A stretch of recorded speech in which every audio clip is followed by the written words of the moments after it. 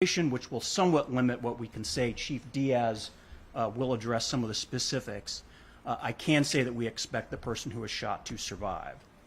So I'm going to turn now to FBI Special Agent in Charge Don Vorvray and Seattle Police Chief Diaz to talk in more detail about today's operation, the gun seized, and the partnerships we had with all of our partners in the investigation. Again, thank you for being here. As Vince said, I'm Don Bray. I'm the Special Agent in Charge for the FBI office here in Seattle. Good afternoon. Thank you, everybody, for joining us today. The FBI concentrates on crime problems that pose major threats to American society, and these arrests demonstrate how the Bureau continues our key role in combating violent crime in big cities and local communities across the United States.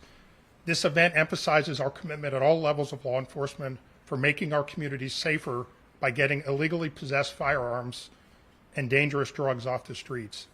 I am honored to be here today with my counterparts from the U.S. Attorney's Office, the Seattle Police Department, the Drug Enforcement Administration, and Homeland Security Investigations. I want to emphasize the scale of this operation to fight back against the extensive drug dealing conspiracy. Just for FBI Seattle, we had more than 130 FBI agents, task force officers, and professional staff executing arrest and search warrants and processing evidence from today's operation alone. Over the course of the last 2 years, more than 250 FBI employees have contributed to the investigation, resulting in the seizure of over 120 firearms, 18 kilograms of cocaine, over 50,000 fentanyl pills, 350 kilograms of illegal marijuana, and over $1 million in cash and other assets of these drug traffickers.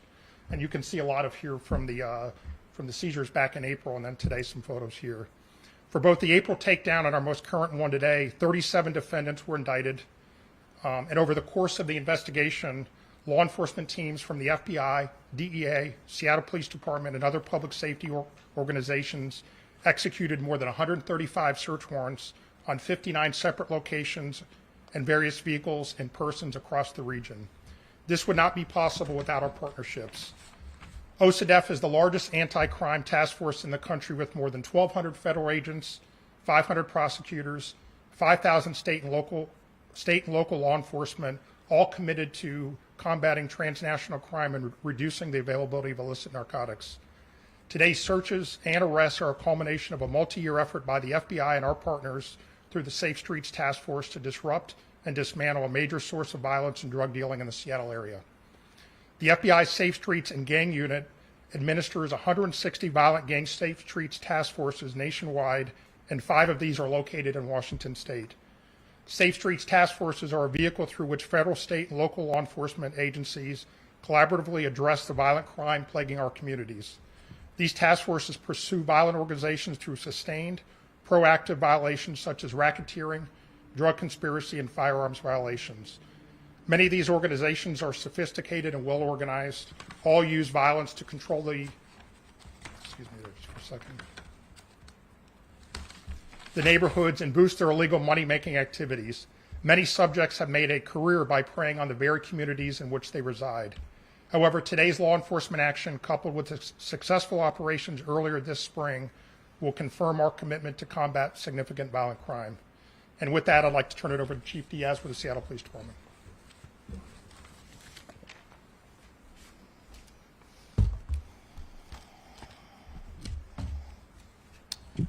Good afternoon. I'm Adrian Diaz, the Chief of the Seattle Police Department.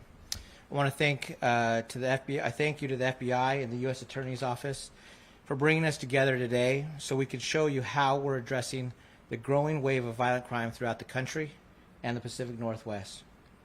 For more than a year, the SPD and other federal partners have been investigating a coordinated criminal enterprise that resulted in dozens of arrests and nearly 130 dangerous weapons seized during multiple phases and many months of operation. So far, 48 of those weapons, including handguns, shotguns, and rifles, were recovered just within the past few hours. As 19 search warrants were served all over the Puget Sound starting at 3 o'clock this morning. During that work today, as SPD officers and our federal partners served a warrant in Puyallup, one of the suspects was shot. Before entering the home, officers announced on public address that they were there on a warrant. They knocked, announced again, waited, and then entered. This is preliminary information and may change. The suspect came down the stairs. An SPD officer opened fire, hitting the suspect in the pelvis. 2 guns were recovered near the suspect.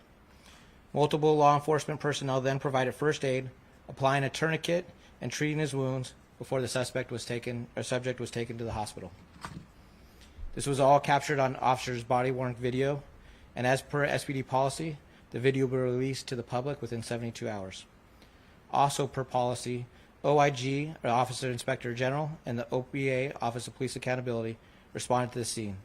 The SPD's Force Investigations team will also examine what happened, and the FBI will be conducting an overall investigation of all of the operations that occurred today.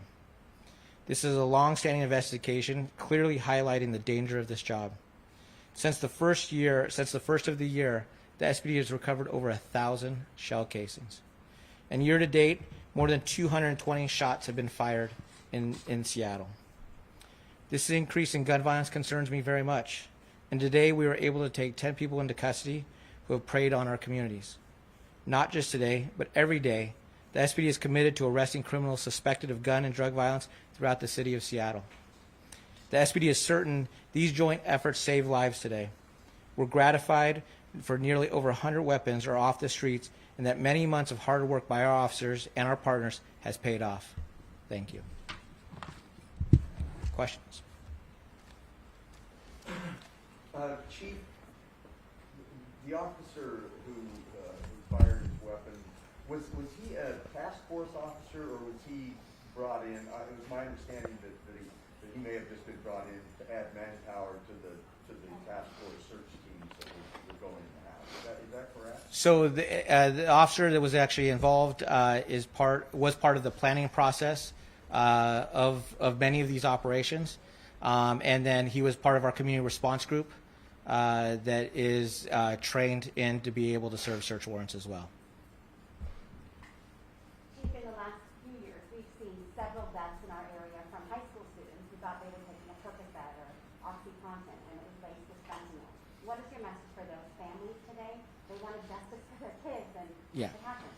Yeah, and actually a couple of months ago we had done a press conference just regarding just fentanyl. And we had a family up speaking about the impacts because they lost a loved one to the fentanyl overdose. And this is just our commitment in trying to make sure that we're doing everything we can to take these dangerous pills off the streets, because we know that we've recovered hundreds of thousands of pills over the last several just in a year time frame, and we know that helps save lives, because we've also seen in King County alone just the massive increase in fentanyl deaths in this area. And so if we're able to take those pills off the streets, it gives an opportunity for not to have those overdoses that are impacting our loved ones. And Chief, you touched on the rise in gun violence. Is that consistent with the rise of drug trafficking as well, or is gun violence rising disproportionately to the number of drugs that are out there being trafficked? It's hard to say, because I think last year we all were trying to figure out why we saw in every major city why we saw gun violence and homicides increase, and this is a continuance of last year's increase. But what we're also seeing over the last several years, we've seen background checks for guns and people purchasing guns at a higher rate. We don't know if that has an impact to what we're seeing on the streets. What we do know is in 2019 we have done a little bit of research to say that almost a third of all the guns that we recovered were stolen. And so that is a big concern for us, is just how many guns are out there, what, are they being used, properly, are they being stored properly, and so we want to make sure that we want to recover as many guns off the streets, because that reduces the impact and violence that it does occur on the streets that we see. And just to add to that, Please. over 120 firearms, seized just off this. I can tell you, and the search is still kind of ongoing today, but there's indication we've got at least one silencer involved in that. So, I think it's hand in hand with the gun violence, but again, over the course of 2 days of search warrants, 120 firearms and counting. So there's definitely a correlation between the drug trafficking. Is there a specific cartel that this is coming from, or is it coming from Mexico, or what can you tell us the source? That's still kind of ongoing. A lot of it is coming from Mexico, but it's various sources, not just one. Go ahead, Mike. Of the firearms that have been recovered so far since the raid in April, how many of those have been stolen? And do you know how many of those are considered crime guns, have been used in actual? Yeah, good question. I don't have the answer for that, but we can get back to you on that. You touched on it a little bit, but the source of the fentanyl, any indication of where that's coming from? Is it out of one country? Is it crossing borders, or is it? Yeah, I don't know from the press conference. Yeah, I don't think it's just one country. It's coming from across borders, but I think there's even, especially there is some being made here in the States too, but a lot of it is coming from overseas. What message does this send to the other people who are doing this when they see what huge impact you had today? Hopefully a good message. I mean, we talked about too with partnerships, with federal partners, state and local, but I would also stress to the community too that, we need their help on this. So, this is, the second day of an operation, but, I had mentioned too that a lot of these drug traffickers are, they're doing this within the communities they live. So, would put out to the community too that, we need their help as well. It's not just the partnerships here, but it's with them as well. So, How many specific locations did you guys hit today? 19. 19. Initially, a lot of times, like we found back in April, that could increase. So we go into one location. If there's, working with the U.S. Attorney's Office, that there's another location, we can write a search warrant. So it started with 19. By the end of the day, that could increase. But you could. Yeah, I think going back to this question here, we have to send a strong message that we're not going to tolerate gun violence. Recovering all these guns and drugs, I think that does send a strong message that we're just not going to tolerate in the city. And in this region, I mean, we have been impacted with over 50 homicides last year. And that right there, we have, it has affected our black and brown communities at higher rates. And so we really have to make sure that we take guns off the streets, that we are actually people that are preying on our community, that we take them off the streets as well. We need to create investments in the community to support our young people, but we also have to be able to say this is not going to be tolerated. This type of violence will not be tolerated. And just real quick on the message you're talking about, I know some people when it comes to drugs, they kind of have one view on drugs, but this is proof that, over 130 firearms that, it's not just the drugs, that again, so the message there is that for people that might think that drugs are kind of an innocent crime, this is proof that it's not. So.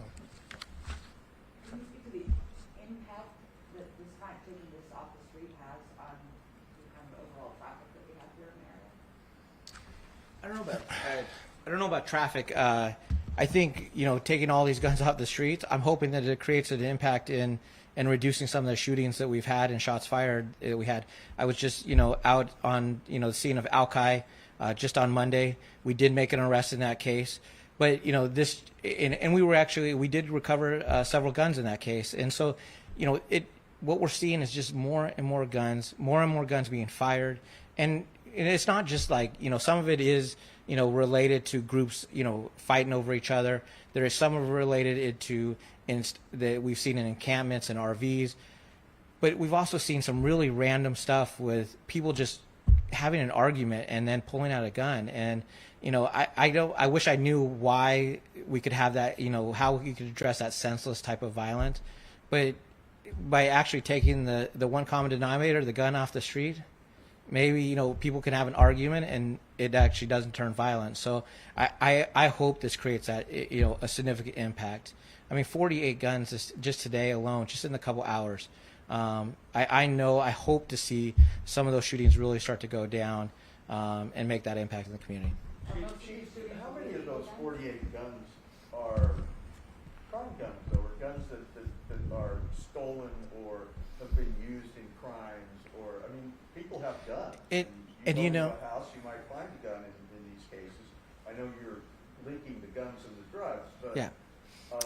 And that's all stuff that we do on the back end. So we actually test every firearm to see if it's been used in an actual criminal case. So it hasn't been used in a shooting. So we go what they call the NIBIN and IBIS testing process. We do that with every gun. And so some of that will be able to determine. But some of these guns are also used to threaten. They might not actually be fired, but they're also used to threaten people, and those are where you find robberies, harassment, and other types of crimes that might not necessarily be able to be tracked to a specific shooting incident.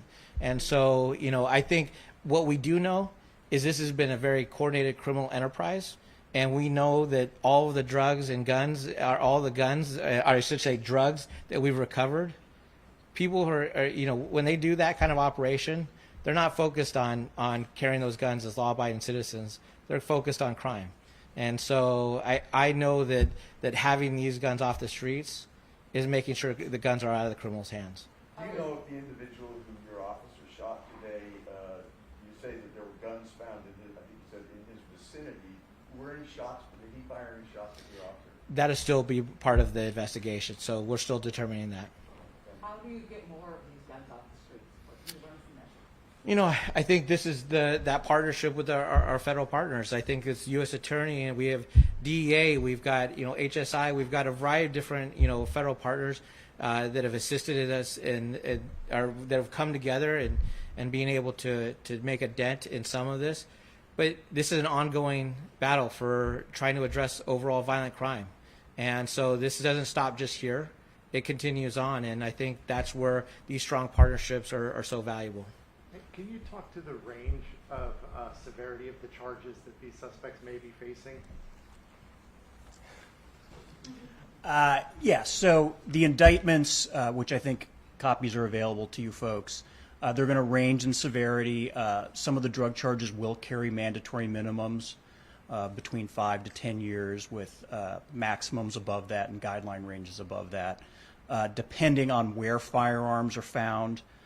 And again, to address an earlier question, you know, it's too early for us to say of the guns that were seized today, which these are crime guns, which were stolen. That's something that has to be determined because we're just taking these guns into evidence now. But when guns are connected with drug charges, there are additional charges that can be filed that also carry mandatory minimum sentences that are stacked on top of or must be served consecutive to any underlying drug charges. And so that is the message we are trying to send. If you're engaged in this behavior, we are going to do our best to find you. We're going to do our best to prove the case against you, and we're going to do our best to hold you accountable. And at least in the federal system, those penalties can be quite significant. So the message people should be taking from this is if you're thinking of engaging in this conduct, know that when you do so, we are going to look to hold you accountable, and those penalties can be very significant. Have any of the recent changes to our laws here in the state regarding drugs made it more difficult for your own investigations? You know, I don't think I can answer that. I mean, you know, to a certain extent, a lot of those changes are quite recent. And second, they don't directly impact federal investigations or federal prosecution. So I think my... The little guys get to the big guys, kind of what I'm... Sure, but I haven't seen that yet. Let's put it that way. James, the warrant that was served in Puyallup today, was that an arrest warrant or a search warrant, or was it kind of both? Or Are you referring to where the shooting where incident the was? individual It was a search warrant. It was a search warrant. Correct. So, okay, thank you. Chief, how many officers did you have out at the scenes, and how many scenes was SPD actually at of the night? Actually, Chief Nolet was part of our investigations. You know how many officers that we've had out today? I think we had between 50 and 60 officers at some point engaged in different parts of the operation. We had several teams at different locations, and they were doing kind of waves of things. Obviously, we had planned that the teams would go in. We had teams that were doing the entry, and then we had teams that were doing the follow-up searches. So that's very personnel intensive, but it's the safest way to do it and the cleanest way to do it. Yeah. But it was a significant investment of Yeah. time and personnel for all of the agencies that are represented here today, and that's how important we think this work is. Yeah. Chief, do you think that we're going to see a result Law of enforcement agency involved We with were rest of the feds, or was it? we were the only local law enforcement agency involved, although we had notified all the other agencies if we were serving any warrants in their jurisdiction, and we did get very much appreciated assistance from Puyallup when we had our officer involved shooting there. Do you think you're going to see a significant a decrease in violence on our streets because of these arrests? I hope, and I actually hope that we see, you know, a significant decrease in the amount of drugs that are being passed throughout our city, and seeing a decrease in overdoses. I don't know. I mean, I think taking this many guns off the streets, this many, you know, drugs off the streets can make an impact. But I mean, I couldn't tell you. I think this is in the days to come to see what potential reduction it is. And you know, I think there was a suggestion that that when you make an arrest, that others might follow. But it takes a while to set up that level of operation, and it also allows us to really see what's going on, and who's trying to, you know, prey on the community. So yeah, this is stuff that I think can even make a dent and an impact, and then you could still see others coming up, and we would then start focusing on on that work. And how did you guys become such a primary source in this? Did this investigation start with Seattle, or? They're part of our. I touched on the Safe Streets Task Force. Seattle PD has, you know, officers assigned to that task force. So they've been, you know, the beginning of this we could not do without Seattle PD. I mean, all across, you know, investigations, the tactical teams they provided to support us today. They've been, you know, been good. Could one of you stand at the mic and kind of walk us through the photos and tell us what we're seeing here? Or someone who's not up there, so can you tell us what Yeah, you know, I mean, a lot of these photos were kind of go ahead, Chief. Did you? Some of the, I think that were Steve. A lot of these photos are from April, or Some are. okay. Can you just kind of tell, so we write to it properly when we tell our stories today? Is that then no, not, you know, no. I don't know. Yeah. So I'm trying to think of going around to. Yeah. Yeah. Okay. Yeah, well, so this is what. Yeah. I think these are from April. I believe this is from today. Yeah, that is. I'm not quite sure when that's from. These are from an arrest that happened maybe a week ago. Yeah, a week ago. That is tied to this case. It was a vehicle that we believe was coming north with drugs and guns, and that proved to be true. These are suspected fentanyl pills. You know, it's hard to confirm it because you can't field test fentanyl because it's so dangerous to handle. But when we see these blue pills packaged like this, it almost always contains fentanyl.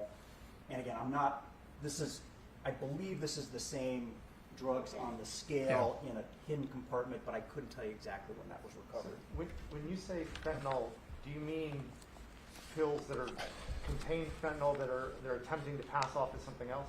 Correct. So what we commonly see now is fentanyl, you know, which again is a very, very powerful synthetic opioid, is pressed into a form where it looks like a prescription opiate, typically oxycodone.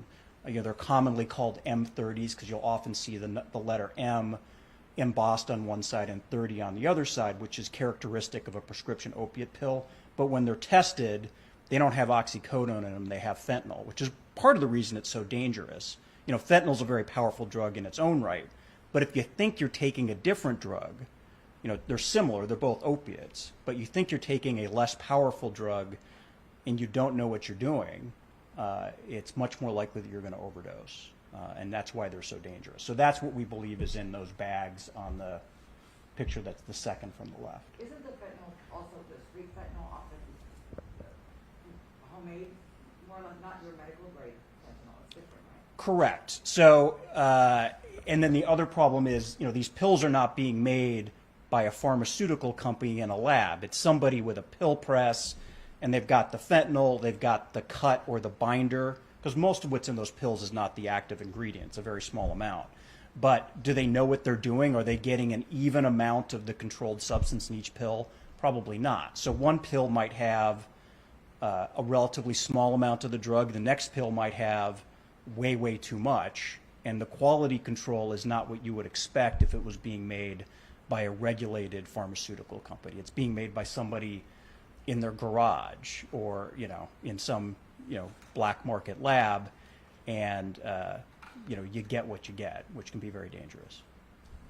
I think that's it. If we've got all the questions handled, thank you very much for coming. Let me know if you have follow-up. I can connect the particular indictment with the particular picture if you need that. Thank you, folks. Chief.